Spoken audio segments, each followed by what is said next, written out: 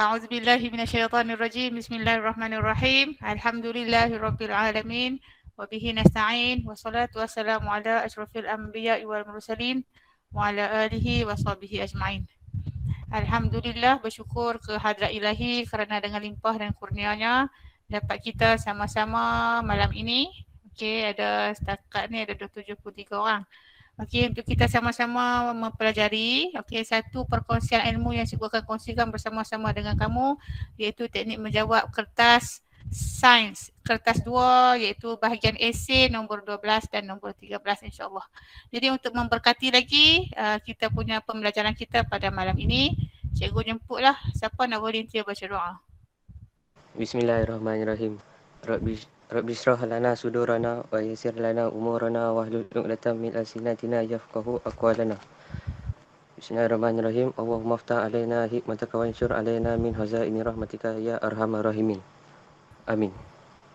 Amin, amin ya rabbal alamin. Terima kasih diucapkan kepada Aiman. Cikgu teruskan kepada teknik menjawab pada malam ini supaya tidak menjadi panjanglah sikit. Kita pun target dalam pukul 10, kalau lebih pun 10 sikit-sikit macam itulah. Tak adalah laju ambil pukul 12 no. Okey, jadi hari ini cikgu fokus kepada soalan esei nombor 12 dan nombor 13. Okey, cikgu percaya kamu dah tahu dah format kertas sains ni sepintas lalu. Kita ada kertas 1, ada 40 soalan. Kemudian kita ada kertas 2. Okey, struktur bermula dengan soalan pertama hingga soalan nombor 10. Okey, dan untuk soalan esei kita akan bermula dengan soalan 11, 12 dan 13. Okey, cikgu pernah kongsikan dengan kamu soalan 11 iaitu soalan merancang eksperimen. Okey, soalan merancang eksperimen, di dalam soalan tersebut kamu perlu bermula daripada penyataan masalah, kemudian hipotesis sampailah habis ke penjadualan data. Okey, cikgu pernah kongsikan dengan kamu tapi nanti insyaAllah lah kalau kata ada ruang lagi kita akan buat latih 2B supaya meningkatkan lagi kefahaman pengukuhan terhadap soalan tu. Okey, so malam ni cikgu nak khususkan kepada teknik menjawab soalan esei nombor 12 dan 13. Okey, kamu fokus nah. Okey, sebab dia punya bentuk soalan tu, format dia tu dia berbeza dengan tahun-tahun lepas. Berbeza dengan soalan KBSM iaitu KSSM ni dia bentuk soalan tu berbeza. Jawapan tu kalau kita tengok tu lebih kurang sama lah. Tapi nak kata lebih kurang sama pun lebih kurang. Okay, so tapi dia punya format dia tu dia berbeza terus. Okay, so kamu perlu perhatian. Macam cikgu beritahu kat kamu, walaupun kamu ada pengetahuan, kamu ada konten kamu kuasai, tetapi kalau kamu tak ada teknik menjawab, tak guna jugalah. Sebab bila kita buat soalan periksa ni, kita nak jawapan yang kita persembahkan tu menepati kehendak jawapan yang dikehendaki oleh lembaga peperiksaan. Macam itulah. Okay. So kita perlu ada teknik lah. Teknik disertai dengan kita baca buku. Teknik disertai dengan kita ulang kaji. InsyaAllah kamu akan dapat kuasai menjawab soalan ni lah. Okay, untuk soalan nombor 12 dan 13, soalan esei. Okay, dia esei. Esei sains. Okay, soalan esei sains dia berbeza dengan esei BM dan sejarah. Kamu dengar esei, walaupun dia esei, kamu kena ingat dalam sains ni, esei ni tak perlu kamu buat perenggan, tak perlu kamu buat karangan yang panjang-panjang. Nama esei sains ni dia simple macam cikgu sains. Okey, simple je, kamu pergi je dalam bentuk point. Okey, so kita tengok dulu apa benda yang soalan esei nombor 12 dan 13 ni. Okey, soalan esei nombor 12 dan 13 ni ada 12 dan 13, pattern dia sama. Okey, pattern dia sama. Kamu diminta untuk pilih salah satu. Okey, salah satu untuk jawab. Okey, di mana setiap soalan tu dia peruntukkan sebanyak 12 markah. Okey, so soalan 12 ni ada 12 markah. Okey, soalan 13 pun ada 12 markah. Pattern dia sama aja. Pattern konstruk dia sama, cumanya mungkin berbeza dari segi topik. Mungkin soalan nombor 12 ni dia mai daripada tajuk tingkatan 4. Mungkin soalan 13 mai dari tingkatan 5. Okey, so kamu pilihlah yang mana kamu rasa lebih kamu tahu. Okey, yang mana lebih kamu tahu jawapannya. Ataupun kalau tahu dua-dua, tak ada masalah, jawab aja dua-dua. Okey, jawab dua-dua. Okey, jawab dua-dua. Katalah nombor 12 ni cikgu, saya tahu jawab soalan nombor 12. Okey, kamu jawab. Tiba-tiba kamu rasa macam confident dapat markah penuh. Tapi tengok bila pemaksa rate dapat 8 saja. Okey, soalan 13, confident jawab, rasa macam dapat 12, dapat 10 saja. Sebab kita tak tahu apa jawapan yang dikehendaki. Cikgu boleh bagi guide tapi kita tak tahulah jawapan kita tu betul ke. Rasa macam confident keluar dari dewan periksa, aku boleh jawab. Tapi tak tahu jawapan kamu tu menepati tak skema jawapan yang dikehendaki. Okay, so kalau jadi macam ni, soalan 12 dapat 8, soalan 13 dapat 10. Okey, pemeriksa right. Okey, pemeriksa right kamu punya kertas, tapi pemeriksa tak pilih. Yang pilih adalah sistem. Sistem akan pilih markah yang tertinggi. Okey, sekarang ni sebab kita ada marking online. Kita tak marking macam dululah. Kalau dulu, okey, yang sebelum-sebelum ni, sebelum COVID tu, okey, pemeriksa lah yang akan pilih. Okey, dia akan pilih markah yang tertinggi. Sekarang ni, pemeriksa right saja. Okey, yang pilih tu sistem, yang total pun sistem. Lagi tepat lah sebab sistem tu dia ada dia punya formula dia kan. Okey, so kalau kamu tahu kedua-dua jawapan, buat je. Okey, buat je. Okey, tapi dalam bentuk yang cikgu beritahu tadi, esei sains bukan karangan, bukan perenggan, tapi dalam bentuk point. Alright? Okey, kita pergi. Apakah konstruk yang akan ditanya di dalam soalan esei nombor 12 dan 13 ni? Okey, ada 4 konstruk yang diuji, iaitu yang pertama, dia akan uji kamu pengetahuan. Kamu punya pengetahuan lah. Pengetahuan ni kalau kata siapa yang biasa dengar cikgu punya teknik menjawab ataupun kalau sebelum-sebelum ni cikgu biasa beritahu kamu, yang kata pengetahuan ni kalau kata PBD tu di aras yang paling rendah lah TP1, tahap penguasaan pertama, iaitu mengetahui. Okey, so soalan pengetahuan ni dia akan direct tanya tu. Selalunya dia punya kata kunci soalan, apakah, namakan, yang manakah, direct. Okey, direct satu aras saja. Okey, so untuk soalan pengetahuan ni dia akan bagi 2 markah. Selalunya soalan A. Okey. Okey, dia ada dalam soalan esei nombor 12 dan 13 ni mungkin dia main dalam bentuk apa? Dalam bentuk A, B, C ataupun A, B, C, D. Ataupun dia nak main A, B, C, D, E. Ikut suka dia nak main apa pun. Tapi apa yang diuji dalam konstruk yang ada dalam dokumen yang guru-guru pegang tu, pengetahuan 2 markah. Alright. Okay, yang kedua, dia akan naik lagi kepada tingkat yang kedua, iaitu tahap yang kedua, iaitu tahap kefahaman. Okay, kalau dalam PBD itu, dia punya tahap penguasaan 2, iaitu TP2 lah, iaitu kefahaman. Okay, kefahaman ni, bila kita nak jawab soalan kefahaman, siapa yang biasa dengar cikgu beritahu, kita kena tahu dulu, baru kita boleh faham. Kalau kita tak tahu, kita nak faham macam mana? Okey, sebab tu dia punya tingkat soalan tu dia mai A, okay, pengetahuan, B, kefahaman. Okey, kemudian mai ke soalan seterusnya dia minta kamu menganalisis. Okey, dah kamu tengok kalau menganalisis ni dalam PBD dia berada pada TP4. Maksud dia TP3 tak ada kat sini. Tahap penguasaan 3 mengaplikasi tak ada untuk soalan esei nombor 12 dan 13. Mengaplikasi ada dalam soalan struktur. Okey, menganalisis ni sebab dia TP4, maksud dia tahap penguasaan 4 ataupun dia punya tingkat arah soalan tu tinggi lagi daripada pengetahuan dan kefahaman. So bila kita nak jawab soalan menganalisis ni, kita kena tahu, kita kena faham, baru kita boleh buat analisis dan memberikan jawapan tu dengan tepat. Okey, lagi kita tengok macam mana soalan tu. Okey, dan untuk konstruk menganalisis ni, markah yang diperuntukkan adalah 4. Okey, dan yang terakhir konstruk menilai. Okey, menilai ni kalau kata PBD tu TP5 lah. Okey, TP5.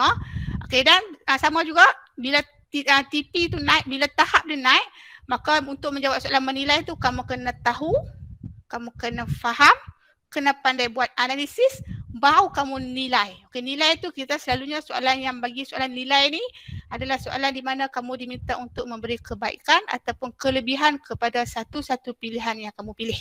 Okey, itu selalunya lah. Sekejap kita tengok contoh soalan supaya kamu nampak lebih jelas. Okey, nampak tak format dia ataupun pattern soalan nombor 12 dan 13 setakat sebelum cikgu bagi contoh soalan lah. Setakatlah kamu faham tak? Okey, siapa faham kat tangan cikgu nak dengar? Cikgu nak tengok. Faham cikgu, faham. Okey, bagus. Maksudnya kamu nampak dah dia punya tu nah. Okey, so pattern dia sama lah. 12 dan 13 patternnya sama. Dia akan main dulu soalan pengetahuan, kefahaman, menganalisis dan menilai. Okey, mungkin dia beza tu dari segi tajuk. Okey, tadi cikgu abang mungkin 12 soalan tingkatan 4, soalan 13 mungkin tingkatan 5, tak juga. Mungkin soalan 12 dan 13 kedua-duanya tingkatan 4. Mungkin 12 dan 13 mungkin kedua-duanya tingkatan 5. Mailah tingkatan apa pun kita belajar tu biar kita tahu. Bila kita tahu, kita faham. Kita faham, kita boleh menganalisis, kita boleh menilai, mailah soalan apa pun kita boleh jawab. Tu cikgu nak kamu pegang kamu pegang prinsip tu. Okey, kita pergi kepada contoh soalan. Okey, ni soalan ni lah soalan kalau kamu biasa dapat ni soalan daripada Terengganu. Okey, soalan latih tubi daripada Akram Terengganu, latih tubi untuk peperiksaan. Cikgu ambil je lah. Ini bukan soalan cikgu lah. Jadi kita tolong jawab, kita jawab soalan tu. Okey, contoh soalan nombor 3. A. Okey, kamu tengok bila dia mai soalan selalunya dia akan datang dulu dengan stimulus ataupun rangsangan. Okey, stimulus tu mungkin dalam bentuk penyataan macam ni lah.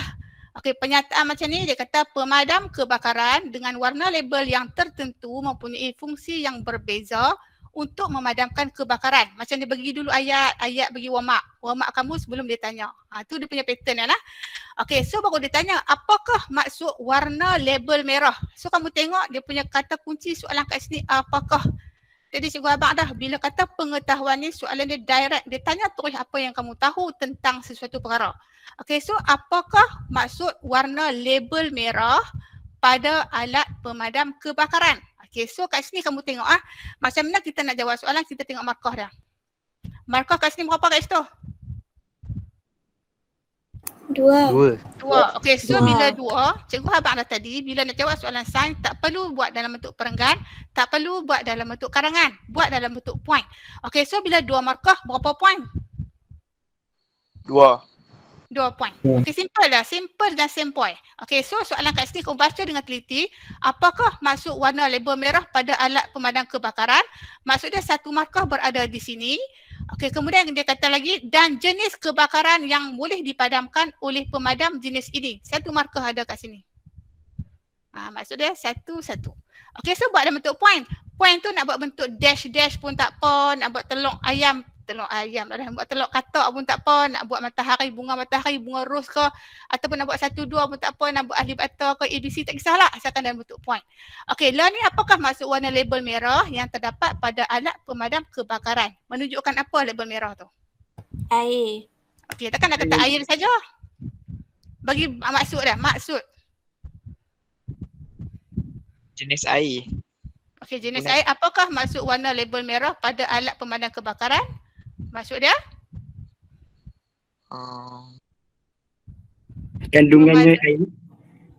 Memadamkan kebakaran melibatkan bahan pepejal. Kamu ingat kata ayak tu, kamu pergi dekat buku 3 tempat, kamu tengok dekat label alat pemadam kebakaran tu, label dia merah. Label merah tu menunjukkan bahawa pemadam tu sesuai untuk memadamkan kebakaran yang melibatkan bahan pepejal. Cikgu, bagi jenis dia dengan fungsi dia sekali kan? Macam mana? Bagi nama jenis kebakarannya dengan fungsi dia. Dia boleh padamkan apa. Okey, sebab sekarang ni kita refer kepada soalan ni. Soalan dia nak maksud. Okey, faham tak? Dia nak maksud, kamu kena bagi maksud dulu. Apa maksud warna label merah pada alat pemadam kebakaran tu? Faham tak?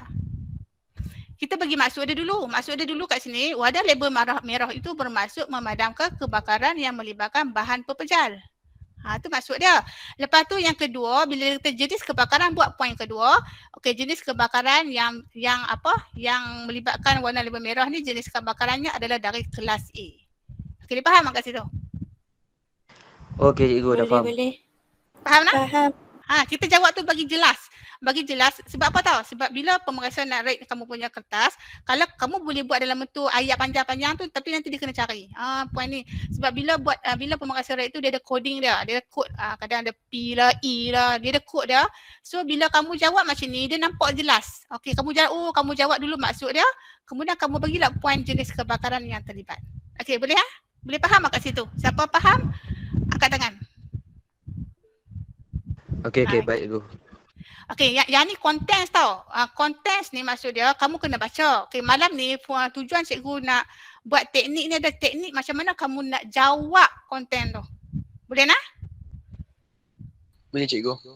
Malam ni kita buat dulu tajuk ni. Nanti bila ada ruang lagi, cikgu dah masa lagi, kita buat latih tubi untuk konten yang lain pula. Okey, lah ni cikgu nak kamu tahu cara nak jawab. Tengok markah, bila 2 markah maksud dia 2 point. 2 point tu nak buat macam mana, kamu ikut soalan yang dia tanya tu. Yang pertama dia tanya maksud, jawab maksud. Yang kedua dia nak jenis kebakaran, jawab jenis kebakaran. Okey nah. Okey, kalau kamu tengok dia punya tingkat soalan yang cikgu bagi tahu tadi, yang pertama tadi pengetahuan. So soalan A ni adalah soalan berkaitan dengan pengetahuan, kamu kena tahu. tahu label merah tu apa? Okey, jenis kebakaran dia apa? Alright. Okey, kita pergi kepada soalan B.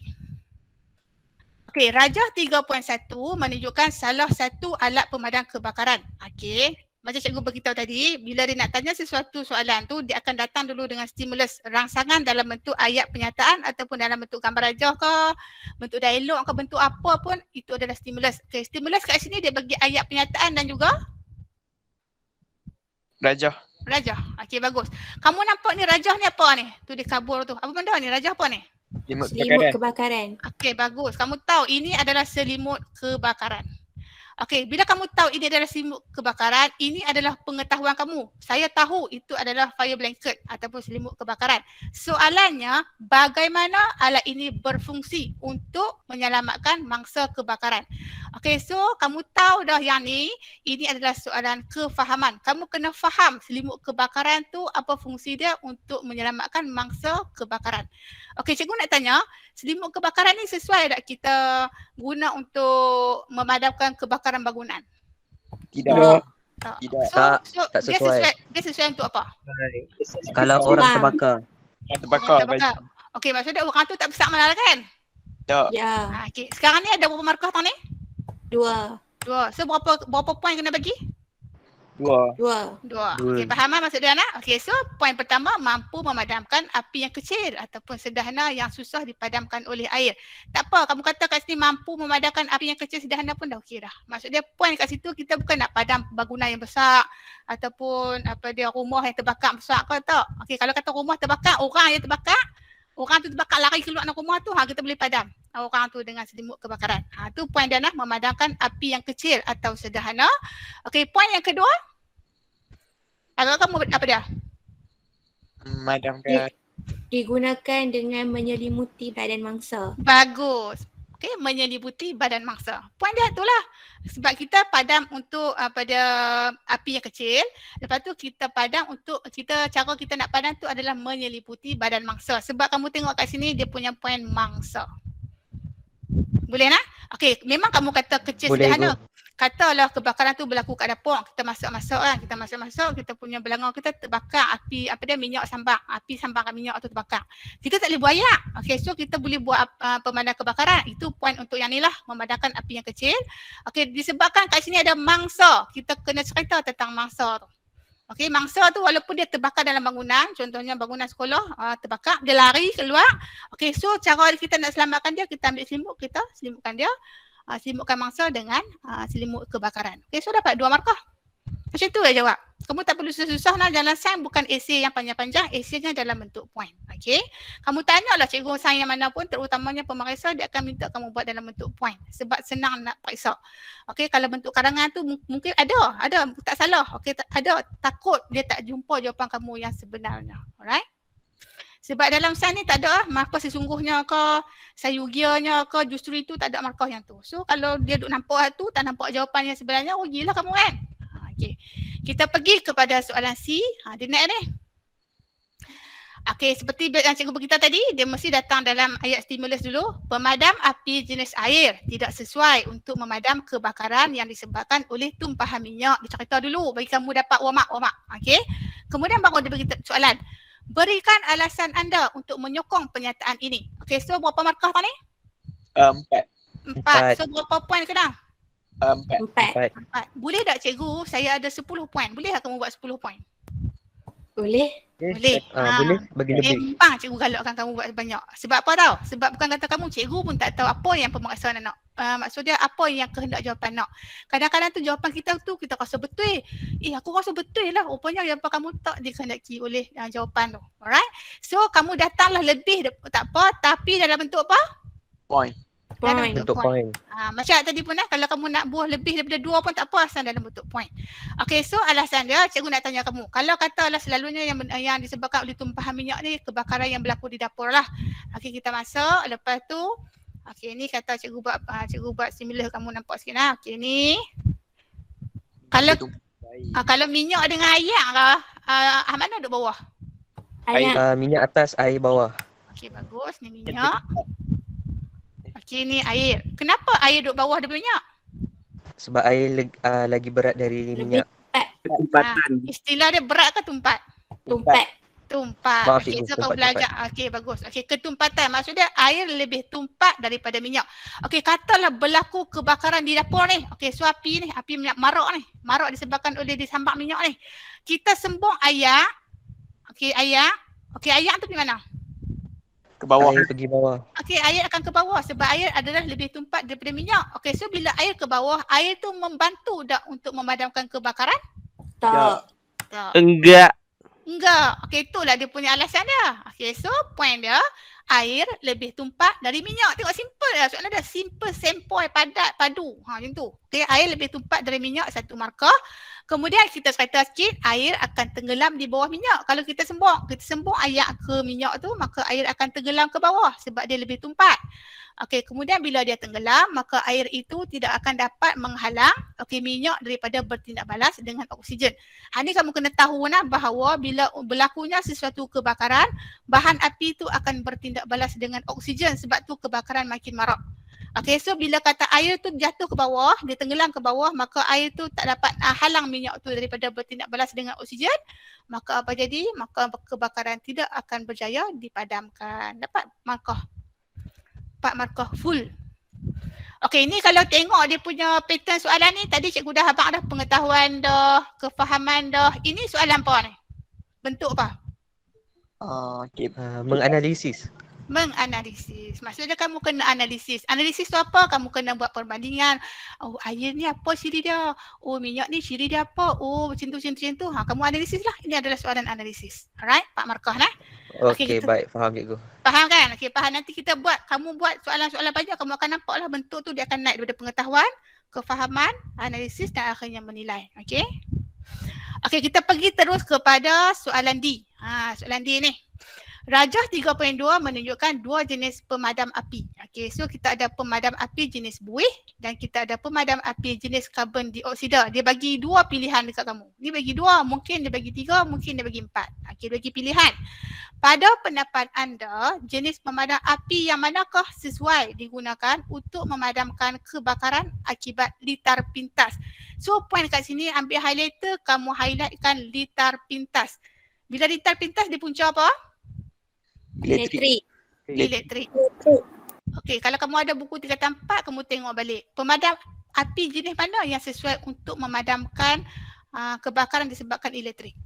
Karbon dioksida. Okey, so macam ni lah. Kamu kena pilih dulu. Kalau kamu salah pilih, betul tak? Salah. Takkan salah lah. Kamu kena pandai pilih. Okey, so pilih karbon dioksida, kamu pun jawab karbon dioksida. Dapat 1 markah. Bukan jawab karbon dioksida, jawab penuh lah. Pemadam api karbon dioksida. Okey, 1 markah. Tadi berapa markah? 4. 4. Okey, kamu jawab 1 markah. Hak mana kamu pilih tu. Sekarang ni kamu nak nilai. Ini soalan menilai dah. Menilai ni selalunya adalah soalan di mana kamu nilai satu-satu perkara. Kamu pilih satu barang tu. Kamu kena bagi reason. Okey, bagi kebaikan dia kenapa kamu pilih yang tu. Okey, so reason dia kena berapa sekurang-kurangnya? 3. 3. Okey, sekurang-kurangnya 3. Okey, so jawab dah pemadam api karbon dioksida 1 markah. Okey, so mainlah reason dia. Okey, reason yang pertama, karbon dioksida ni bila kita sembok karbon dioksida pada permukaan litar elektrik tu, maka karbon dioksida tu akan menutup permukaan litar elektrik. Okey. Kemudian poin lagi, karbon dioksida tu bila dia dah tutup, dia akan dapat menghalang bahan api daripada bertindak balas dengan oksigen. Ni, bila dia halang ni, maka dia punya kebakaran tu akan berhentilah. Okey. Karbon dioksida tidak mengalirkan arus elektrik. Okey, kita tahu karbon dioksida ni adalah sejenis gas yang mana gas ini adalah gas bukan logam. Okey, bukan logam, dia penebat elektrik ataupun tidak mengalirkan arus elektrik. Maka dia tidak mengalirkan arus elektrik, apa berlaku? Maka api dari elektrik akan padam. Kat sini cikgu bagi berapa poin ni? 4. Okey, tak apa, tak ada masalah. Okey. Mana-mana 3 alasan. Katalah macam cikgu abang tadi dah. Kata kamu kena bagi 4, kan kamu nak bagi 10 kan. Daripada 10 tu tiba-tiba betul 4. Dapat 4. Kalau kamu bagi betul 3 lah, kat sini 3 kan. Okey, kalau daripada 10 tu kamu betul 3, dapat 3 markah. Ataupun kalau daripada kalau katalah kamu bagi 3, betul 1 je. Rugi tak? Rugi. Lepas tu cikgu kata bagi banyak tak apa tapi dalam bentuk point. Okey, kata hak ni betul, hak ni salah. Okey, salah untuk AC ni dia tak tanda salah. Okey, dia rate yang mana betul. Macam tu. Okay, Syarah dan Nah. Alright. Ni untuk AC nah. Untuk struktur jangan buat macam ni. Struktur kalau dia tanya 1 bagi 1. Kalau dia tanya 2 bagi 2. Untuk AC sahaja cikgu kata boleh bagi banyak tu pun dalam bentuk point. Kalau kamu bagi dalam bentuk satu ayat tu dia mungkin akan jadi WCR lah. Okay, wrong cancel right. Yang salah akan membatalkan yang betul. Alright. Okay, dah settle dah soalan tu. Kita pergi kepada soalan seterusnya. Bolehkah? Okay, setakat tu faham tak angkat tangan? Faham cikgu? Okey, bagus. Faham, Ramai cikgu. ni, noh. Okey, malam ni ramai noh. Tak ada tuition malam ni. Tak ada. Faham Tak ada. cikgu? Malam ni free Saya tu. ajak kawan saya. Kiranya apa tak ada tuition lah malam Sabtu ni. Sabtu malam Ahad tak ada tuition lah. Holiday. Kadang-kadang ada. Holiday tu ajak kawan-kawan. Tuition sekolah ke tuition apa? MC Plus? Tuition ke? Malam Tuition ni free MC cikgu. Plus. Buat kerja sekolah tapi saya ajak kawan saya masuk. Masuk je. Ya, faham. Bukan dia maksimum 250 email cikgu ni. Masuk je. Okey? Tak apa masuk je. Okey, kita pergi kepada soalan anak murid cikgu. Cikgu ajak dah ni ni. Apa dia tajuk ni? Lipat tak masuk ke ni? Ada tak masuk? Tak apalah, tak ada masalah. Okey, soalan 3. Soalan 3 ni kamu buat lagi modul Terengganu ni dengan cikgu kamu? Belum cikgu. Belum. Okey, dan nanti bila buat dengan cikgu kira terror lah boleh jawab kan? Mesti. Okey, kalau dalam skema tu kan, skema yang tu dia kalau skema yang ada pada guru tu dia skema. Okey, tapi yang cikgu ajak ni, yang cikgu bagi malam ni adalah jawapan yang mana kamu kena tulis. Okey, kamu tengok Lilon mungkin dia beza sikit lah. Okey, tengok soalan 3. Raja di atas, di salon ni, bukan atas tu. Kat mana tu? Raja di bawah kan. Raja di bawah tak apalah tu. Ni soalan biasalah. Typo. Kita pun melakukan dosa, ini kan soalan, mesti dah silap kan. Okey, tak apa. Tu kita abaikan. Manusia buat salah cikgu. Kan. Raja di bawah menunjukkan 2 jenis termometer. Okey, kamu tengok kamu biasa tak tengok termometer yang kat tengah-tengah tu warna merah macam ni? Cikgu nak tanyalah.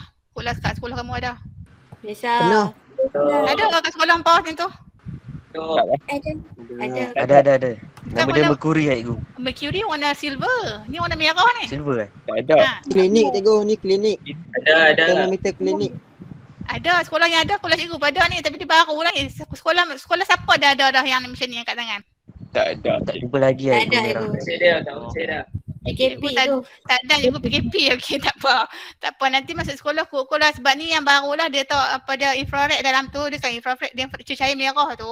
Cahaya merah tu dia lebih dia lebih selamat. Akhirnya lebih selamat sebab mercury ni dia adalah bahan yang beracun. Kalau kata dia terpecah masuk dalam kita punya sistem, dia boleh menyebabkan apa dia keracunan lah. Kanser terus. Sebab tu kalau kamu tengok ada termometer pecah bomba pergi sekolah sebab dia nak hilangkan mercury tu. Okey, tapi untuk yang ni cikgu dah dia lebih selamat lah sebab dia tidak menyebabkan mercury. Tapi dia punya naik tu sama je, lagi jelas. Okey, lagi jelas nampak merah tu naik. Alright, tak apa, nanti kat sekolah nanti kamu suruh lah cikgu kamu beli termometer ni. Okey, namakan termometer P dan Q. Termometer P tu apa? Makmal. Nak tulis makmal saja ke? Termometer makmal. Ya, bagi penuh lah. Termometer makmal. Okey, Q? Klinik. Klinik. Termometer inframerah. Inframerah. Okey, dia bukan klinik tu. Klinik tu dia macam ni juga tapi dia pendek kan. Okey, julat dia pun rendah. Okey, ini adalah termometer inframerah. Tu yang kamu pergi dekat supermarket tu, tak tadi tet bunyi tu kan. Tu adalah termometer inframerah. Sebab bila dia tet tu dia keluar macam cahaya warna merah tu. Kamu tak nampak lah, kamu tembak sendiri. Macam laser. Macam laser warna merah tu. Okey, itu adalah nama dia termometer inframerah. Ni yang mula-mula dah. Lah ni kita tengok yang canggih lagi, kita pergi kat pasar raya macam mana termometer tu? Berdiri sendiri. Sama cikgu guna je. Berdiri kan. Berdiri tetap dia kan. Mana nak tahu kot soalan periksa kamu keluar, dia tak keluar macam ni, dia keluar macam segini tu, berdiri tu. Okey, so samalah termometer inframerah. Kamu tengok markah dia 2, so bagi jawapan 1, 2, settle, dapat 2 markah free lah. Alright? Okay, so jangan buat tak tahu soalan ACSN lah yang paling mudah, yang mana kamu punya jawapan tu paling simple. Okay, tengok soalan B. Nyatakan kegunaan. Kamu tengok yang ni dia namakan, ini adalah soalan direct pengetahuan. Okay, yang B ni nyatakan kegunaan bagi kedua-dua termometer. Maksud dia kamu kena tahu. Kamu kena tahu dulu ni termometer makmal. P tu yang Q ni adalah termometer inframerah. So bila kamu tahu kegunaan dia, ini adalah soalan kefahaman. Okey, apa dia punya kegunaan termometer P tu? Mengukur suhu. Suhu Mengukur cecair. Suhu cecair. Mengukur suhu cecair pada julat berapa kalau termometer Makmal?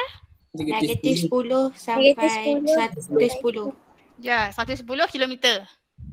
Darjah Celsius. Celsius. darjah Celsius. Kamu kena bagi lengkap nah jawapan walaupun simple tapi kena tepat dan padu.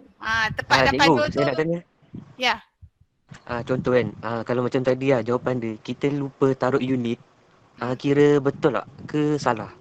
Unit yang mana tu yang darjah Celsius ni Yang ya? darjah Celsius tu. Kalau kita lupa taruh unit, kira betul ke salah? Dia bergantung. Dia bergantung kepada pemeriksa tu sendiri ataupun skema tahun semasa tu sendiri. Cikgu tak boleh bagi jawapan yang macam tu lah sebab dia bergantung kepada keadaan. Okay, so Okey, baik. kamu minta doa, ya Allah ya Tuhan aku, janganlah aku lupa untuk jawab soalan yang tepat, padat dan padu. Tu. Kamu kena ingat yang tu nah. Boleh? Okey, baik. Cikgu tak boleh jawapan Boleh, itu sebab boleh. dia bergantung kepada tahun dan juga bergantung kepada keperluan lah. Okey. So bagi tepat. Okey, menyukat suhu cecair pada julat negatif 10 hingga 110 darjah Celsius. Ada orang dia tak reti sebut nah darjah C dia kata. C tu Celsius nah, kamu belajar dalam sekolah rendah lagi. Jangan buat tak pokok pula. Okey, bila tahu nampak unit ni nama dia darjah Celsius. Okey. Okey, yang Q pula apa dia punya fungsi dah? Mengukur suhu badan. Untuk mengukur suhu badan. Bukan Untuk suhu mengukur badan, suhu badan. tanpa bersentuhan dengan badan. Ya, betul. Dia kan tepat macam tu. Memang ukur suhu badan. Termometer klinik pun boleh ukur suhu badan. Ni, termometer Makmal pun boleh ukur suhu badan. Tapi kena ni lah, katalah kamu nak ukur suhu badan orang tu kat ketiak kan. Tak kat ketiak dia tapi kamu tak boleh angkat. Kamu kena ukur, tengoklah ketiak tu, kat ketiak tu. Sebab dia tak ada sengat tu. Maksudnya dia boleh ukur suhu badan juga. Tapi dia punya special dia tanpa menyentuh pesakit. Tu maksud dia kamu kena faham apakah fungsi termometer inframerah. Okey, boleh Boleh. Boleh. Jawapan pelajar A+ mana boleh tak ada unit. Jawapan pelajar A+ mana boleh tak tepat. Mana boleh sempoi-sempoi sangat. Dia sempoi dia padu dan padat. Kena ada tu. Okey nah? Dia ringkas Ringkas tepat. tepat dan padat. Macam tu. Ya. Tepatnya tu. Okay, kalau tembok orang tu betul-betul kena kata nak tembok kat dia betul-betul kena kat dahi. Tak mau kena pada telinga ke kat hidung ke tak mau. Tu jawapan kamu lah untuk pelajar ikhlas. Okey, tu dia lama kali. Kita pergi kepada soalan C. Okey, seperti yang tadi Cikgu Habang dah, bila dia nak tanya soalan dia akan datang dulu dengan stimulus. Seorang doktor hendak mengukur suhu badan pesakitnya yang demam. Antara P dan Q, pilih termometer yang paling sesuai digunakan. Ni nama dia analisis. Kalau kamu nampak dia punya point langkah-langkah, nak susun, lepas tu macam mana kamu nak buat, tu nama dia, ini adalah soalan analisis. Okey, langkah-langkah tu menunjukkan bahawa ini adalah soalan analisis. Okey, so kamu kena pilih dulu sebab dia kata pilih, nyatakan dia kata pilih dulu yang paling sesuai digunakan untuk menyukat suhu badan pesakit yang demam. Sesuai tak kita guna termometer P? Tak. Tak sesuai. Tak sesuai sebab termometer P tu memang kita boleh sukat suhu badan tapi dia tak ada senggat. Bila tak ada senggat, dah lah kawan tu demam. Kamu nak check dia pula. Lepas tu nak kena check, tengok. Kalau kata kamu check dekat mulut dia, kamu tak boleh keluar dari mulut dia, kamu kena tengok nanti. Tak boleh, tak sesuai. Tak sesuai lah digunakan untuk menyukat pesakit yang demam. So yang sesuai adalah termometer Q ataupun inframerah. Ni yang cikgu buat double slash ni atau lah. Kalau kamu nak bagi dalam bentuk termometer Q pun tak apa. Nak tulis termometer inframerah pun tak apa. Okay, so dapat satu markah. So langkah-langkah dia kena ada berapa? 3. 3. Tiga. Macam mana kalau nak apa Lebih nama tak apa. termometer inframerah?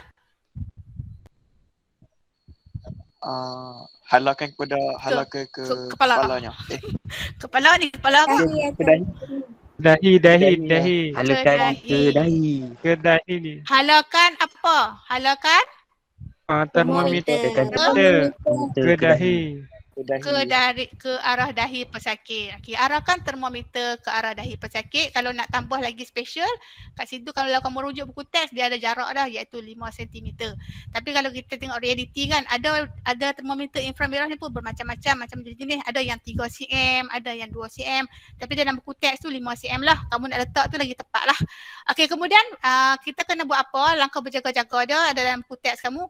Kamu tahu jawapan dalam periksa ni dia memang rujuk kepada buku teks 100%. Okey, so kalau kamu boleh khatam buku teks tu, dia jawab lah. Okey, so kamu tengok lagi poin dia, jangan halalkan ke arah mata. Kenapa kita tak boleh arahkan apa dia termometer infrared ni ke arah mata? Bahaya cikgu mata. Bahaya. Kenapa? Bahaya apa? Nanti buta. Nanti boleh buta. Nanti buta. Oh, buta. Habis tak boleh nak kahwin. No, kahwin-kahwin tak mau ada buta dah. Right? Okay, so jangan halalkan ke arah mata. Tu langkah berjaga-jagalah. Okay, kemudian dah halal dah, nak buat apa lagi? Rekodkan. Perhatikan dan Bacaan catat. suhu. Nak rekod apa? Perhatikan bacaan suhu. Rekodkan ataupun catatkan ataupun perhatikan. Rekodkan, Okey, catatkan, rekod. perhatikan bacaan suhu. Okay, yang terpapat pada skrin termometer. Tak apalah tu sampai sini tak apalah. Rekodkan bacaan suhu. Tak apalah tu sajalah. Syok bagi sedap. Kita nak buat ayat mestilah sedap kan. Okay, kita masak nasi pun takkan kita makan nasi ikan goreng saja. Mesti lagi nak masak ikan tu nak buat apa? Masak asam. Buat Asam ke? steam. Buat steam ke? Mesti Yang nak kat sedap segera kan. Asam buatlah jawapan kita pun bagilah sedap. Bukan pun rasa kata ya Allah di sekolah mana ni pandai semua ni. Mesti mak pak dia pandai kau ni. Dapat nama baik dekat mak ayah kita kan. Okay, boleh? Boleh. Okey, kita pergi terus kepada soalan D. Okey, soalan D ya, seperti cikgu beritahu tadi juga, dia mesti datang stimulus dulu. Suhu badan seorang pesakit telah melebihi nilai normal. 3 faktor utama dikenal pasti menyebabkan keadaan ini. Maksudnya ada 3 faktor yang menyebabkan seseorang tu dia punya suhu badan dia melebihi normal. Cikgu nak tanya dulu, suhu normal manusia normal berapa? Suhu badan manusia normal.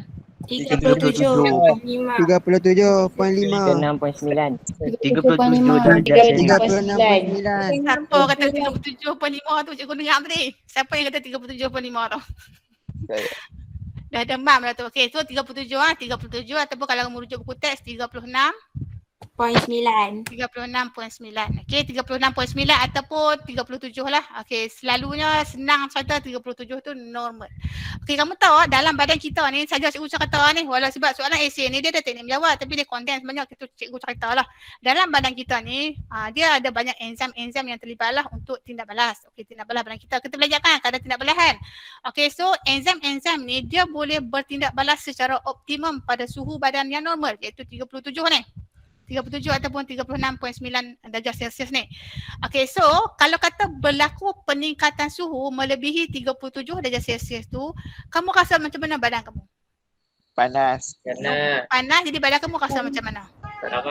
Alah, lemah longlai nak Nak bangun demam. pun cepatlah ambil ayat. Alah nak makan Badan pun rasa tak lemah. lalu. Akan rasa lemah kan? Okey, sebab apa? Sebab bila kata suhu melebihi normal, suhu badan normal, maka enzim-enzim di dalam badan kita pun menjadi tidak aktif. Okey, so bila enzim-enzim itu tidak menjadi aktif, maka badan kita pun tak larat nak melakukan tindak balas. Sebab tu kita perlu ambil sesuatu, ambil Panadol ke ataupun paracetamol ataupun kita perlu lakukan langkah-langkah untuk mengurangkan suhu tu kembali kepada bentuk suhu normal. Okey, so dekat sini dia kata ada 3 faktor yang menyebabkan suhu kita melebihi normal. Okey, kamu kena cari satu faktor. Kamu tengok nyatakan satu faktor, satu markah, punca, satu markah, 2 cara mengatasi 2 markah. So berapa total? 4. 4. Okey. So point dia satu faktor, satu punca, buat 2 cara mengatasi. Macam tu ya. Jadi faktor apa? Punca apa? Okey, dia punya cara mengatasi apa? Okey, rujuk buku teks. Apakah faktor pertama? Jangkitan. Jangkitan apa? Bakteria dan Bakteria virus. dan virus. Ya. Okey, so kena fokus nah jangkitan, okey, bakteria atau virus. Okey, tu dia punya point. Faktor, buat titik tindih ataupun buat dash, jangkitan, virus atau bakteria. Okey, learning kita tahulah common kalau coronavirus, kalau seseorang positif coronavirus, dia dapat COVID-19, maka dia punya simptomnya adalah demam. Demam tu punca apa? Jangkitan virus. Okey, ada juga yang jangkitan bakteria lah. Okey, apa punca dia? Punca apa yang kita dapat COVID-19? Abang cikgu. Tak jaga kebersihan. Okay, kalau tak jaga kebersihan tu terlalu normal, cuba bagi spesifik sikit. Tak jaga kebersihan tu. Macam mana tak jaga kebersihan tu? Tak mandi. Tak mandi. Dia tak mandi tu ada kaitan tak dengan jangkitan virus? Ada Cuaca. sikit. Syami je lah tak mandi. Kamu ke sikit dah jangkitan virus tu. Okay, learning situasi kita sekarang ni. Kenapa kita dapat coronavirus? Tak ikut Kontak SOP, rapat. tak pakai mask. Yang tu kamu tak ikut SOP tu umum. Spesifik lagi. Kenapa? Tak pakai mask. Tak pakai mask semasa berada Tempat awam. Tempat awam. Macam tu. Okay, Syakwa Lana maksud dia spesifik. Okay, contoh kat sini cikgu bagi terdedah kepada persekitaran yang tidak bersih. Itu spesifik lah tu. Kamu tak ada lah kamu habang kata tidak menjaga kebersihan tu terlalu umum. Terdedah kepada persekitaran yang tidak bersih. Okay, so contohnya kamu duduk dekat rumah kamu kan, malas nak sapu sampah, habuk penuh, tak bersih tu. So mungkin ada dalam udara tu virus atau bakteria yang boleh menyebabkan kamu demam. Okay. Ataupun situasi sekarang bersentuhan rapat dengan orang yang dijangkiti penyakit. Tu orang kata kontak rapat tu bersentuhan rapat. Okey, bukan kata coronavirus saja lah, sesama biasa pun. Pasal nak dulu kamu sekolah dulu masa bersemuka, kalau kawan kamu sesama Hashim kena kamu pun Jangkit. sesama juga. Tu maksud dia tu bersentuhan rapat dengan orang yang dijangkiti penyakit. Okey, tu punca dia. So macam mana cara kita nak mengatasi masalah jangkitan virus tu? Makan pagi. Makan ubat. Ubat tu bukan mengatasi. jarak. Naman. Tu senaman. Ni, fokus virus ni. Jauhi orang yang terjangkit. Jaga jarak. Jaga jarak. Okey, jaga jarak yang selamat dengan orang yang dijangkiti penyakit. Pakai pelitup muka semasa berada Tempat awam. awam. Itulah dia punya fokus tu. Kita fokus terus kepada faktor jangkitan virus tu. Okey. Okey, so ni cikgu bagi cara dia kerap basuh tangan dengan sabun. Kan ada dalam TV hari-hari pada benda ni kan.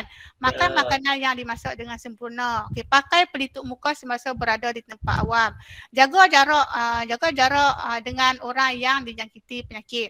Itu tu antara dia punya langkah-langkah lah cara mengatasi. Dia bukan cara merawat lah, cara mengatasi. Prevention is better than cure. Kan? Dia punya istilah kan? Yes, Ya. teacher. Kalau bahasa Arab pula. Dah al-wiqayah. Minal halak. Aminah halal. Al-wiqayah khairun minal Ilaj. ilaj. Tu nampak tu dalam Islam kata macam tu, lepas tu orang putih pun tiru prevention is better than cure. Merawat, mencegah itu lebih baik daripada merawat. Okey. Okey, kita tengok kalau kata kamu nak pergi faktor yang kedua, cikgu bagi terus lah ni kontes, terdedah kepada suhu melampau. Okey, so ataupun terdedah kepada suhu yang tinggi. Terdedah pada cahaya matahari ataupun terdedah kepada keadaan yang sangat panas. Tu samalah poin dia tu, suhu melampau ataupun keadaan yang sangat panas. Punca dia terdedah kepada sinaran matahari dalam tempoh yang lama. Okay, contohnya bersukan, duduk tunggu dekat bawah matahari tu, tak ada pokok, tak ada payung saja, duduk tak ada kerja duduk itu. Okay, so lama-lama apa jadi? Dia akan demam lah. Okay, so cara mengatasinya apa? Kamu tengok apa dia polis, dia nak tunggu kan buat Roblox, dia duduk bawah apa? Bawah kemah. Payung. Bawa payung, dia pun tahu. Okey, so pakailah payung semasa berada di persekitaran yang sangat panas. Lepas tu kamu tahu bila kita berada dalam keadaan yang panas, badan kita banyak kehilangan air. Kita nama dia istilah tu terhydrate. Ataupun kita dehydration, terhidrasi, keluar air daripada badan. So cara kita nak ganti balik air tu adalah dengan minum air kosong dengan banyak. Cikgu letak air kosong lah. Tak adalah kamu minum air Milo banyak pula. Minum air manis dengan banyak. Tak boleh lah. Kena banyak minum air kosong. Okay, ini poin dia. Okey, ataupun satu lagi faktor. Okey, faktor dia senaman yang berat. Syok ni nak bagi kurus kan. Duduk kat rumah lama-lama jadi bulat dah. Cikgu tak boleh kena senaman. Sehari 4 jam. Hari-hari saya senaman. Tu dia punya lah taksub kan. Okey, so faktor senaman berat juga boleh menyebabkan kita demam. Okey, sebab apa? Punca je kita melakukan senaman yang melebihi keupayaan badan. Kita buat melampau-lampau. Okey, kita tak apa ni? Wasotiyah dalam Islam kan, kita melampau-lampau melebih-lebih. Okey, so bila punca dia jadi gitu, cara dia nak mengatasi adalah banyak minum air kosong, okay, dan juga kurang kalau kekerapan latihan tu. Lakukan aktiviti ringan saja. Hari-hari kalau kena buat hari-hari kamu jogging je. Jogging 7 round dalam taman rumah kamu tu. Okey, dah settle. Kena ringan saja, tak payah berat-berat. Tu dia punya tu nah. Dia punya point dia lah. Alright, boleh faham kat situ? Boleh. Boleh cikgu, boleh. Boleh ibu? Boleh. Kalau kamu faham, kamu angkat tangan. Cepat. Nak tengok.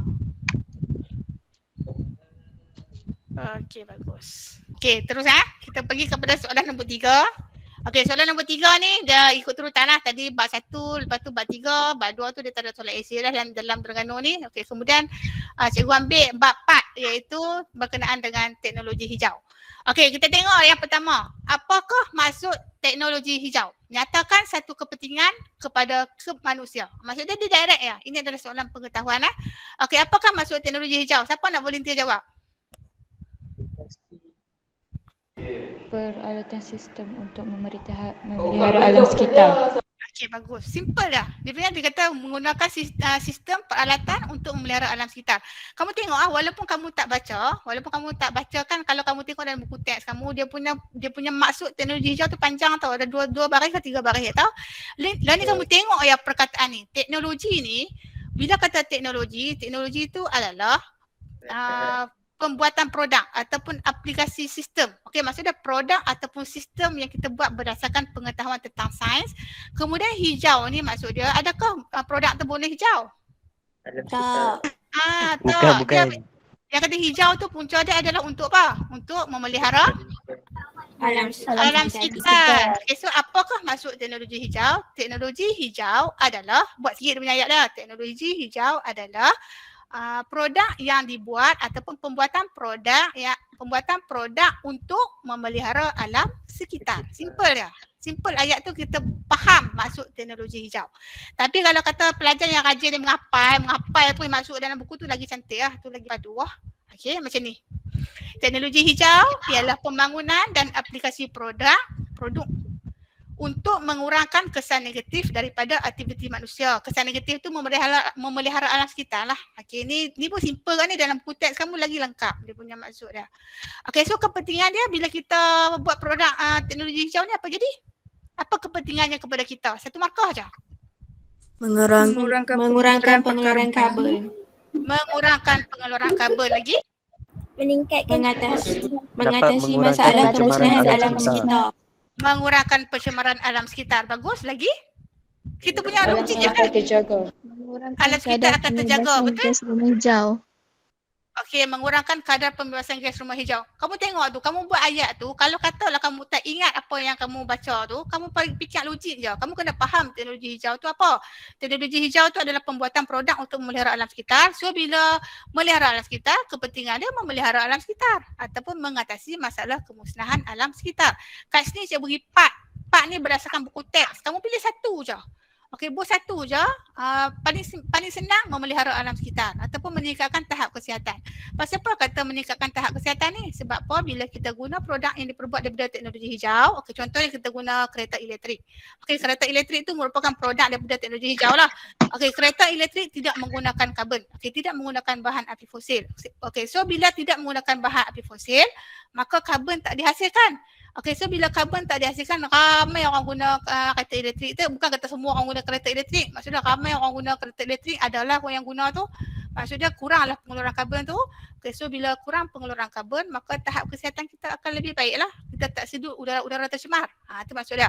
Okey, lagi menjimatkan penggunaan sumber asli negara lah dengan menggunakan sumber tenaga yang boleh baharu.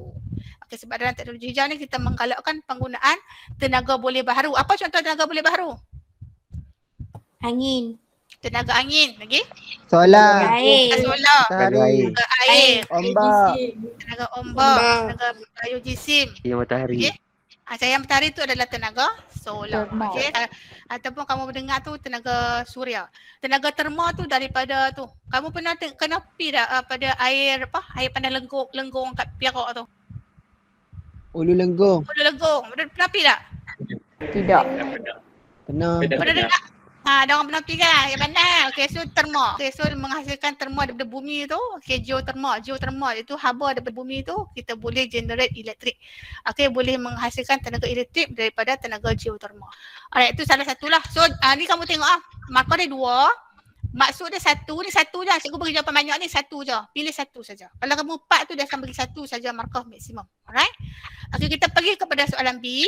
Pemaju perumahan telah menebang hutan simpan untuk membina satu taman perumahan. Okey, lalu ni kita tengoklah orang tebang pokok, okey nak buat rumah. Kalau dekat Kedah ni orang ambil sawah padi dia buat apa? Perumahan.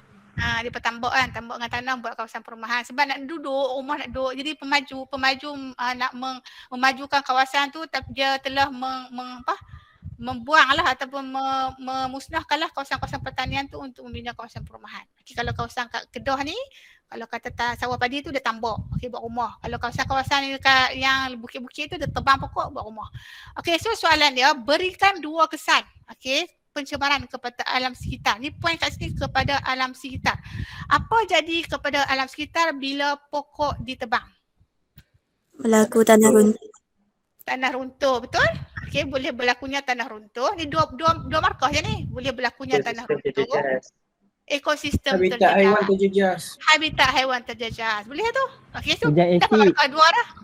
Hujan asid. Hujan asid ada kaitan tak dengan pokok tebang? Tak ada. Tak ada. Nah, kalau hujan asid ni Syami berkaitan dengan cikgu. dengan pencemaran asap. Nah, kalau asap kilang tu bebas, dia ada asid gas sulfur dioksida, gas nitrogen dioksida, gas-gas berasid tu bila kata hujan turun, dia boleh menyebabkan hujan asid. Yang ni bukan hujan asid. Cikgu tahu Syahmi nak abang apa tadi? Dia nak abang apa tadi? Dia nak abang tu tapi tak keluar. Hakisan Syami. cat cikgu. Hakisan cat. Hakisan cat tu hujan asid lah. Hujan asid kena kat bangunan cat keluar kan. Tu asid lah tu.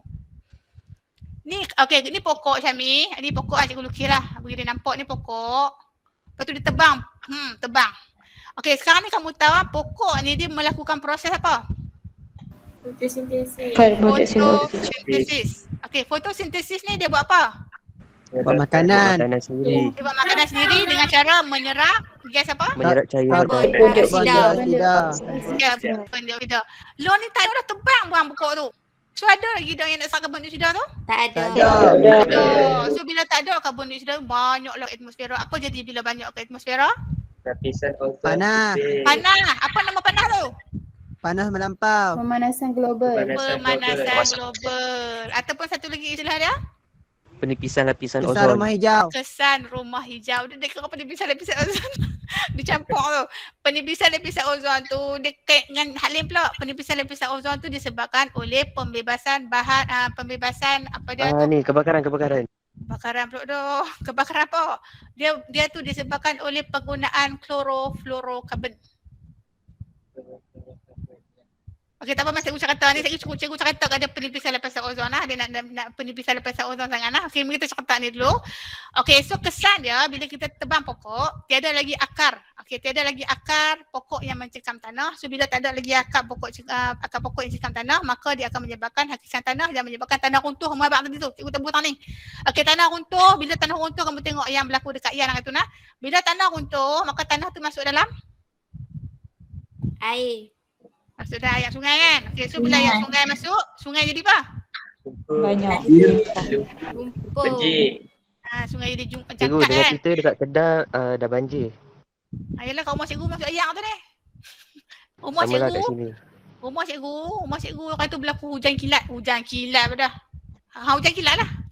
Hujan kilat bukan hujan kilat, banjir kilat. Hujan, kalau Kat kita Johor pun tengok sama cikgu, ada juga kawasan yang banjir. banjir kilat ke? Tak tahulah, dia rasanya kerap hujan, air tinggi. Kalau kerak hujan tu macam selalu yang berlaku di Pantai Timur tu, seminggu, 2 minggu hujan tak berhenti-henti, dia banjir biasa. Yang dekat rumah cikgu tu bukan seminggu, 2 minggu, 2 jam je. 2 jam tengok hujan masuk air dalam rumah. Okey, punca dia apa? Banjir kilat disebabkan oleh sistem pepalitan yang tak bagus lah. Okey, yang cikgu kata tadi tu, bila kata kita tebang pokok, okey, tanah runtuh, tanah tu masuk dalam sungai atau masuk dalam longkang-longkang. Okey, so bila masuk dalam longkang-longkang, nanti bila hujan turun, tak ada kawasan tadahan air. Air tak boleh nak masuk takung. So bila air tak boleh nak masuk takung, air tu masuk dalam mana? Masuk dalam longkang. Masuk dalam longkang tu dijangkat dah, sungai dijangkat, maka hujan turun, air banyak dia tak boleh pergi mana, akhirnya dia akan jadi banjir lah. Banjir kilat. Lah. Dia akan banjir menyebabkan banjir kilat. Tu point dah. Okey, so kamu nak kata tanah runtuh tak apa, hakisan tanah tak apa, boleh juga buat banjir kilat. Okey. Banjir kilat yang macam dekat Yang tu pun dikira sebagai banjir kilat lah tu sebab dia bukan hujan yang bukannya hujan yang berpanjangan 2 minggu, sebulan dah. Dia hujan dalam masa beberapa jam saja terus menyebabkan macam tu. Okey, so itu adalah banjir kilat nah. Okey, penebangan pokok juga boleh menyebabkan okey, peningkatan gas karbon dioksida. Sebab apa cikgu abang tadi? Pokok ni dia punya kerja dia adalah membina makanan sendiri melalui proses fotosintesis.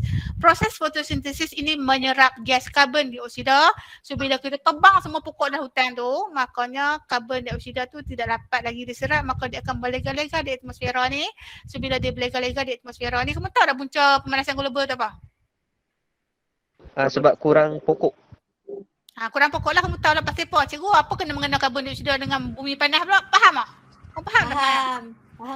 Faham. Faham tu macam mana abang dengan cikgu? Karbon dioksida. Tak ada siapa Karbon nak banyak ambil sangat, karbon cikgu. dioksida. Okey, lepas tu Kalau kat bandar tu dia jadi pulau haba. apa? Cikgu nak tahu macam mana dia boleh jadi panas? Ada gas Sebab karbon ni, dioksida tu sebab panas? tak ada pokok. Karbon Pokok kan dioksida serap yang berlebihan. karbon dioksida. Pokok tak ada, karbon Okey. karbon dioksida dia terbebas. Okey, betul bagi kita panas.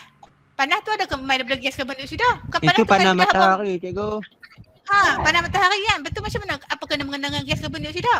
Saya pun Dia tak karbon tahu. dioksida ni, Betul. dia bukan panas, cikgu.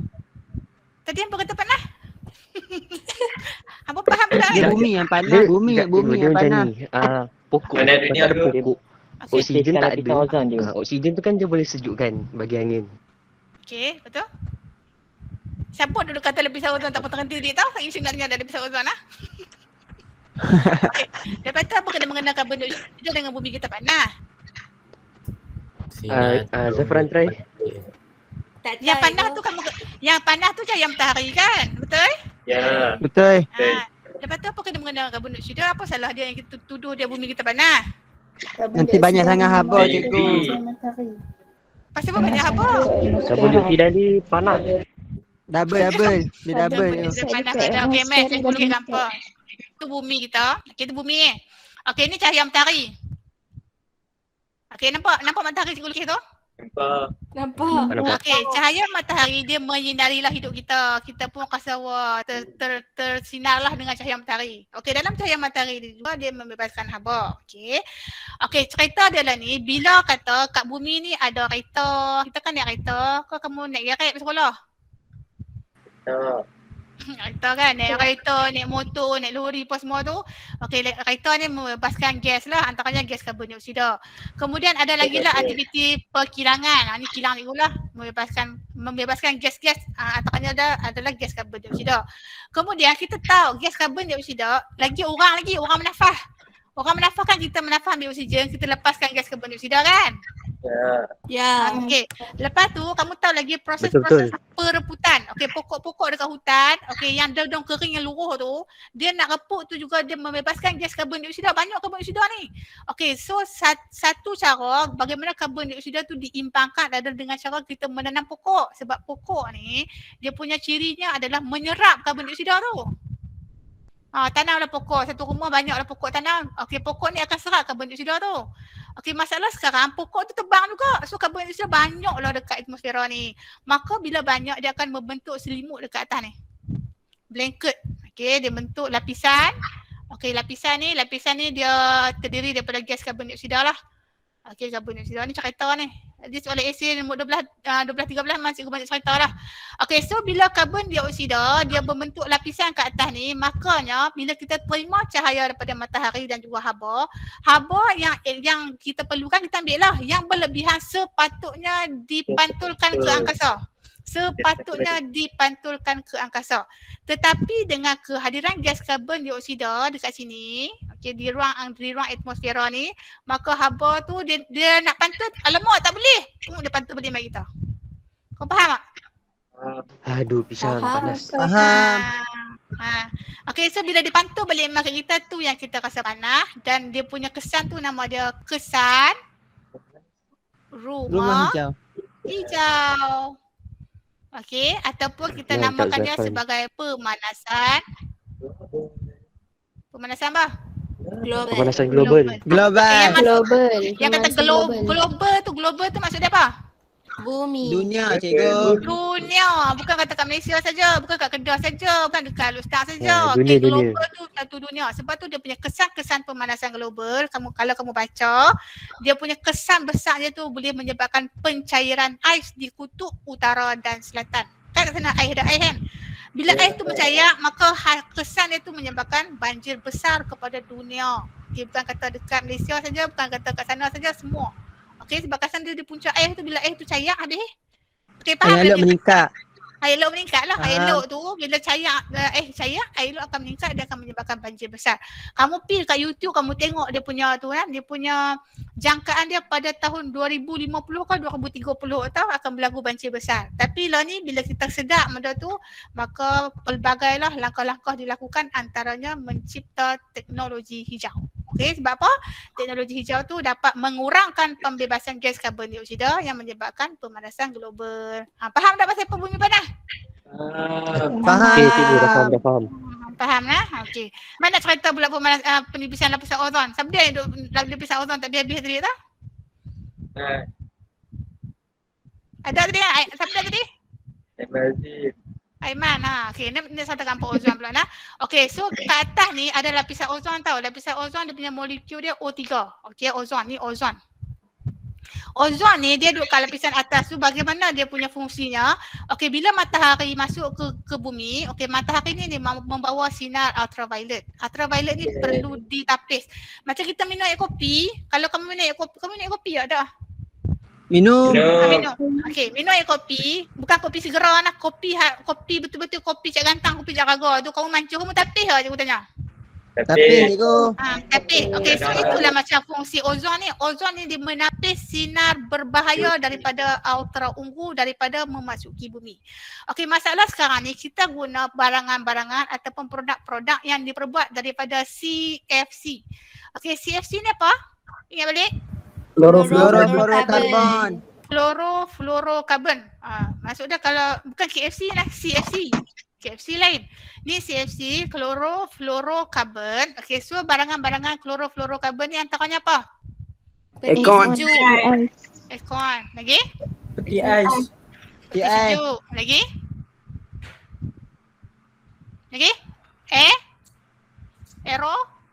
Aeroplane.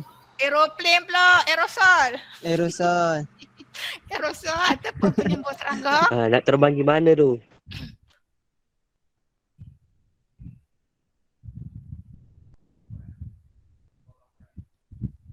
Okey, lepas tu kan satu lagi kan, kamu makan kan apa dia, makanan bekas-bekas polistiren. Okey kan kita ni buat kenduri kenara kan, kita makan polistiren kan. Kan? Ya. Okey, pembakaran polistiren juga membebaskan bahan CFC ni. Okey, so CFC ni apa dia punya kesan dia? Okey, CFC ni dia akan menghakis lapisan ozon ni. So bila menghakis, dia akan membentuk lubang lah. Bila lubang, UV tu masuk, macam kita minum air kopi tak tapis, kita makan apa jadi? Kita minum air kopi tak tapis. Baik. Teh kopi tu masuk dalam, kita minum kengkong, apa jadi kita? Betul. Menugas. Kita tersedar. Kita melugai macam itulah, kita tersedar. Okay, so dia punya kesan dia tu, UV ni kita tahu dia merupakan sinaran radioaktif. Okay, so bila masuk ke dalam bumi tanpa ditapis, makanya kalau kata kena, kita boleh menyebabkan pelbagai penyakit, antaranya mutasi, kanser, kalau kena kulit, kena kanser kulit, kanser macam-macam lah. Sebab kita tahu kanser ni adalah pembahagian sel secara tidak normal. Okay, pembahagian sel secara tidak normal di bahagian-bahagian tertentu lah. Kalau kata sel tu berlaku tidak normal pada tulang, kanser tulang. Kalau pada kulit, selalunya pada kulit lah, UV kena kulit kan, kanser kulit, tu kesan dia. Okey, boleh faham tak Aiman apa itu CFC? Boleh. CFC tu juga merupakan kesan daripada aktiviti manusia. Okey, cumanya dia tak ada kaitan lah dengan karbon dioksida tadi nah. Kamu kena bezakan tu. Okey, CFC ni pun juga cara orang nak mengurangkan CFC ni pun ada banyak cara lah ni. CFC tu dia pun guna bahan, kalau aircon tu banyak lah orang guna yang mesra alam, yang environmental friendly seperti HCFC, hydrochlorofluorocarbon. Okey, mari kita tengok terus kepada jawapan tadi. Okey, tak habis lagi. Okey, penerbangan pokok menyebabkan pemanasan global. Satu lagi point. Okey, ni 2 markah ya. Dua tu tak apa dah. Ni saya cikgu tambah. Penerbangan pokok juga boleh menyebabkan kemusnahan habitat ataupun kepupusan haiwan dan tumbuh-tumbuhan.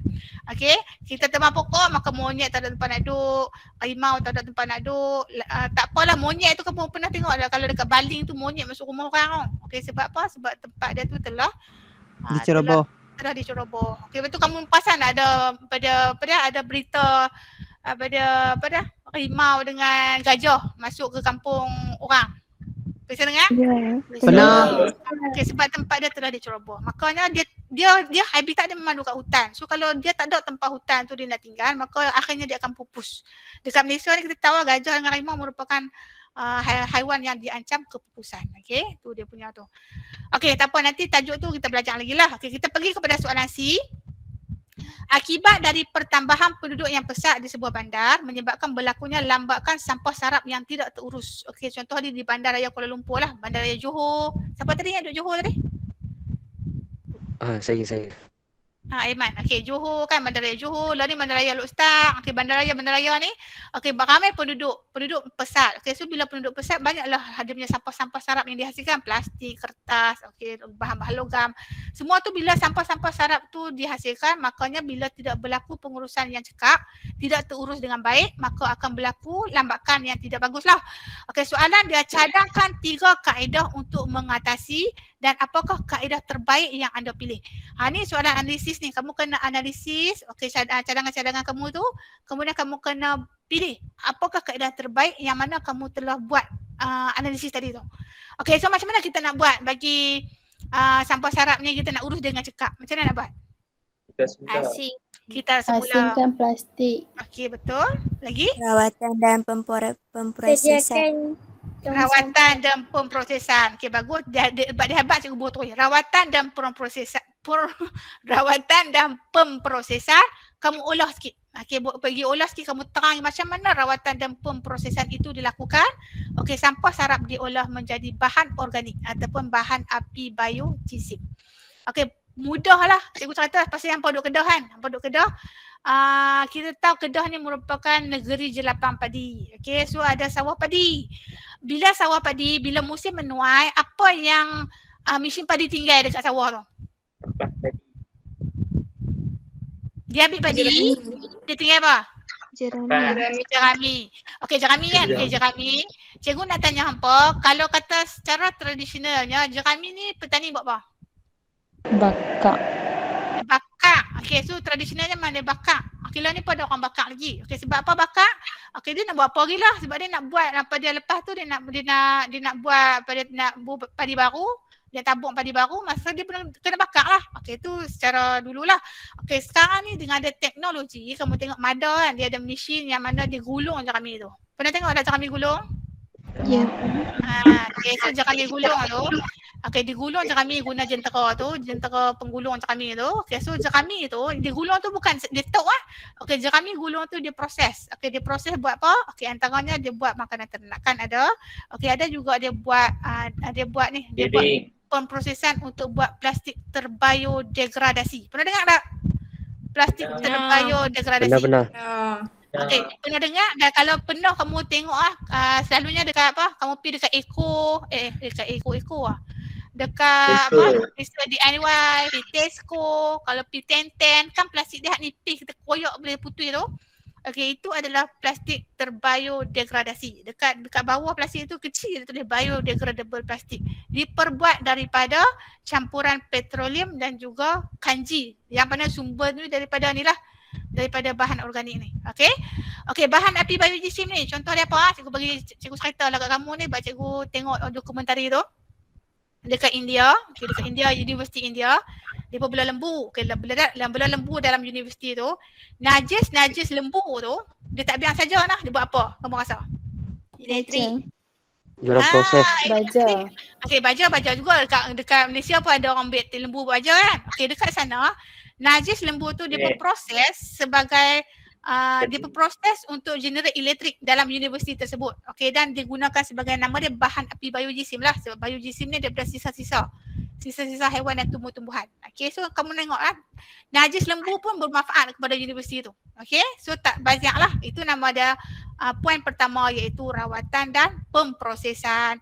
Okey, tadi cikgu dengar lagi ada yang abang kita semula kan. Okey, so pengasingan kita semula ni macam mana kita nak buat? Kita asingkan sampah tu ikut kategori lah. Kategori plastik, kategori kertas, kategori logam, kaca apa semua tu kita asingkan. Okey, dan yang ketiga apa lagi? Apa lagi kaedah dah yang sesuai?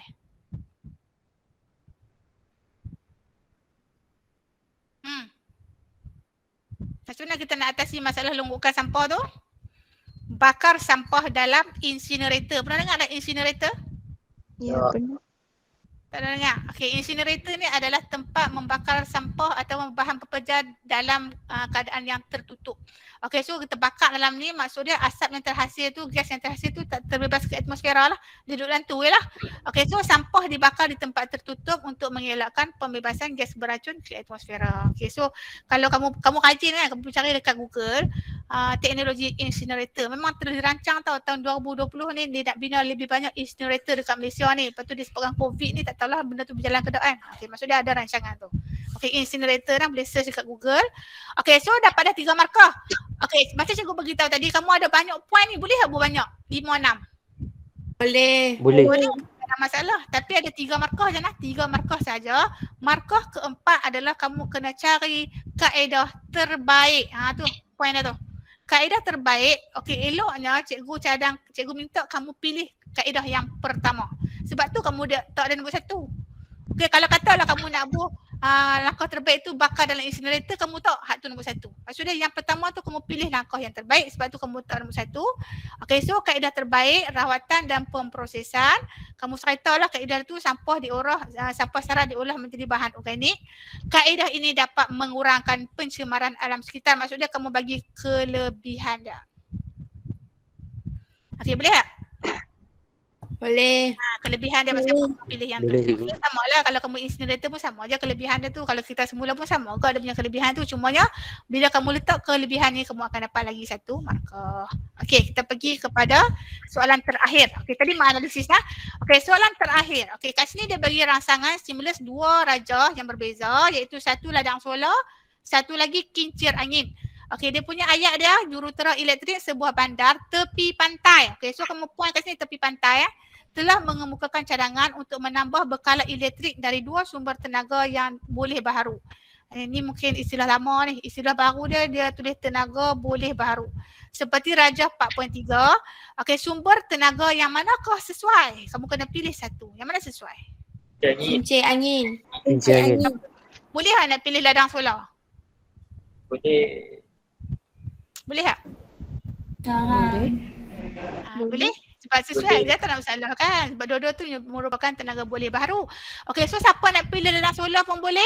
Kincir angin pun boleh. Markah dia 4. Kamu pilih 1 dapat 1 markah. Lepas tu kamu kena bagi dia punya kelebihan dia berapa? 3. 3. Kurang-kurang 3. Nak bagi lebih boleh tak? Boleh. Boleh, tak ada masalah. Okey, so katalah kamu nak pilih ladang solar. Okey, ladang solar nama pun ladang mesti besar kan. Okey, so kamu kena beri kelebihan solar ni. Okey, so kamu okey, ni contoh jawapanlah cikgu bagi. Matahari adalah sumber tenaga yang sangat kuat. Dia kata sangat kuat tu sebab apa? Sebab matahari ni ada cahaya dan juga ada haba. Sebab tu dia sangat kuat lah, dia combine tu. So kita boleh tukarkan tenaga cahaya dan haba tu kepada tenaga elektrik. Sebab tu dia punya point tu sangat kuat. Okey, tenaga solar ni tak habis sampai kiamat lah. Okey, kat negara mana pun yang ada tenaga matahari ni tak habis. Kita dapat dia free lah, tak bayar apa pun. Allah Ta'ala bagi. Okey, so ni sajalah poin tambahan dalam kurungan ni. Okey, negara menerima cahaya matahari berterusan lebih 10 jam sehari tu sajalah poin tambahan saja. Dia punya poin tu tenaga solar tidak habis. Okey, kemudian kos penyelenggaraan yang rendah. Okey, macam cikgu bagi tahu tadi, tenaga solar tu free saja. Kita nak buat dia tu kita kena beli dia punya solar panel tu lah. Solar panel tu mahal. Okey, tapi nak selenggara dia tu rendah. Okey, tak ada masalah. Sebab apa? Dia nak beli tu mula-mula tu kos dia mahal lah, nak buat ladang, kawasan yang luas apa semua. Tapi kalau dia rosak pun kita nak servis dia tu rendah. Tu dia punya point. Okey, tidak mencemarkan alam sekitar. Kamu nak buat point lagi? Tidak membebaskan gas karbon dioksida, tidak menyebabkan pemanasan global, tidak mengurangkan kesan rumah hijau. Tak ada masalah, buat je point dalam bentuk banyak-banyak itu. Okey. Okey, kalau siapa pilih kincir angin pula, apa yang dia kena buat habaq? Okey, kincir angin ni terletak di tepi pantai yang panjang. Tadi puan jadi kan pantai. Okey, kemudian angin yang kuat tiada halangan. Sebab pantai, bila pantai mana ada bangunan apa. Okey, so bila bangunan apa tak ada, angin yang kuat tu dia boleh kincir angin tu dia akan boleh menukarkan tenaga angin tu kepada tenaga elektrik. Okey, tanpa halangan. Okey, kos pemasangan dia rendah. Okey, kos pemasangan rendah dan juga membina kincir angin ni tidak memerlukan ruang yang banyak. Okey. Kamu nak buat lagi tidak mencemarkan alam. Tak masalah, tidak mencemarkan alam, tidak menghasilkan gas karbon dioksida, tidak menyebabkan pemanasan global, mengurangkan kesan rumah hijau, buh dalam tempoh yang banyak. Okey. Okey, boleh faham tak tu? Boleh. Boleh cikgu. Okey, ada soalan tak? Ada soalan tak sebelum kita berhenti? Tak ada. Alhamdulillah tak ada yo. Okey, yakin sikit nak jawab. Yakin. Yakin lah. Okey, cumanya Allah. macam cikgu beritahu tadi, bila nak jawab soalan esei 12-13 ni, sebab dia bermula dengan pengetahuan, memang kena baca lah. Tidak dapat tidak, kamu kena baca. Bila kamu kena baca, kamu kena faham. Bila pandai faham, kena analisis.